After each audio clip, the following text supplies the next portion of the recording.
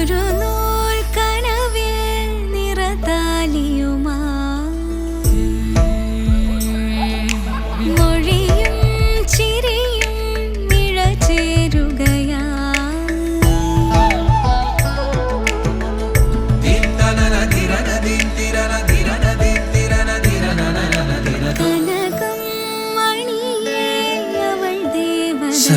Golden Diamonds, Ermalur, Vadadala.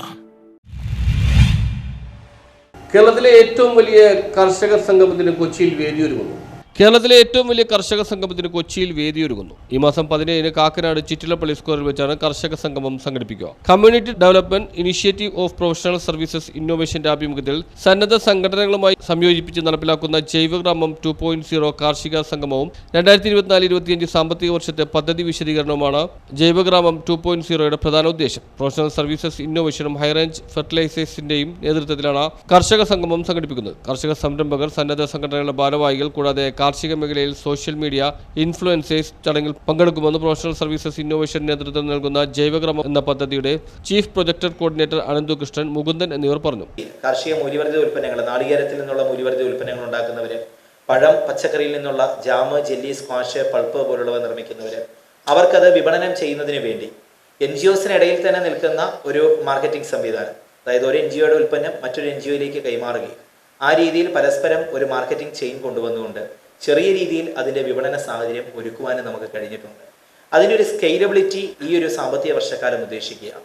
പൂർണ്ണമായിട്ടും ഒരു fully automate ചെയ്തിട്ടുള്ളൊരു പ്ലാറ്റ്ഫോമിലൂടെ കർഷകർക്ക് അവരുടെ ഉൽപ്പന്നങ്ങളെക്കുറിച്ച് എന്തൊക്കെയാണ് അവർ ഉൽപ്പാദിപ്പിക്കുന്നത് എന്നതിനെക്കുറിച്ച് പറയുവാനും അത് ആളുകൾക്ക് മേടിക്കുവാനും NGOസിൻ്റെ തലത്തിൽ നിന്നുകൊണ്ടുള്ള ഒരു പ്ലാറ്റ്ഫോം, അതിൻ്റെ പ്ലാറ്റ്ഫോമിൻ്റെ ലോഗോ ലോഞ്ച് ഉൾപ്പെടെയുള്ളവ ഈ 17-ാം തീയതി നടത്തുവാനായിട്ട് നമ്മൾ നിശ്ചയിച്ചിരിക്കുകയാണ്.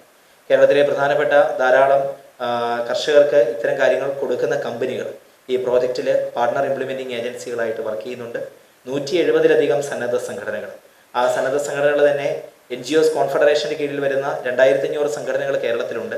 അതിൽ നമ്മൾ കാർഷിക മേഖലയിൽ വർക്ക് ചെയ്ത് അനുഭവപരിചയമുള്ള 169 സന്നദ്ധ സംഘടനകളെയാണ് ഈ ഒരു പ്രോജക്റ്റിലേക്ക് വേണ്ടി ഇംപ്ലിമെൻറ്റിംഗ് ഏജൻസികളായിട്ട് എടുത്തിട്ടുള്ളത്.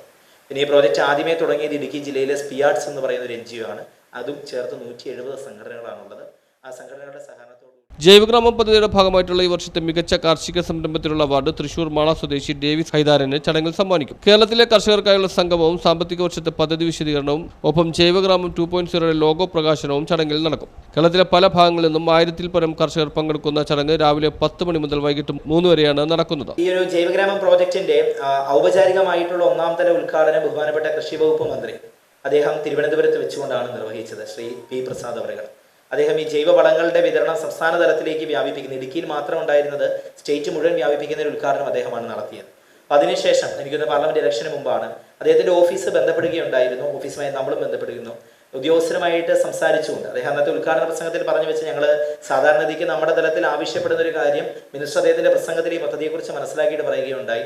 അദ്ദേഹം ചുമതലപ്പെടുത്തുന്ന ഉദ്യോഗസ്ഥരും നമ്മളുടെ ഭാഗത്തു നിന്നുള്ള പ്രതിനിധികളും കൂടെ ചേർന്നിരിക്കുവാനുള്ള അവസരം ഒരുക്കാമെന്നും ഈ പ്രോജക്റ്റ് ഗവൺമെന്റിന്റെ വിവിധ സ്കീമുകൾ എങ്ങനെ മെർജ് ചെയ്ത് ചെയ്യാം എന്നതിനെക്കുറിച്ച് നമുക്ക് ചിന്തിക്കാം എന്നത് പറയുകയുണ്ടായി. അപ്പോൾ തീർച്ചയായിട്ടും ഞങ്ങൾ അതിൻ്റെ ഫോളോ അപ്പ് നടത്തുന്നുണ്ട്.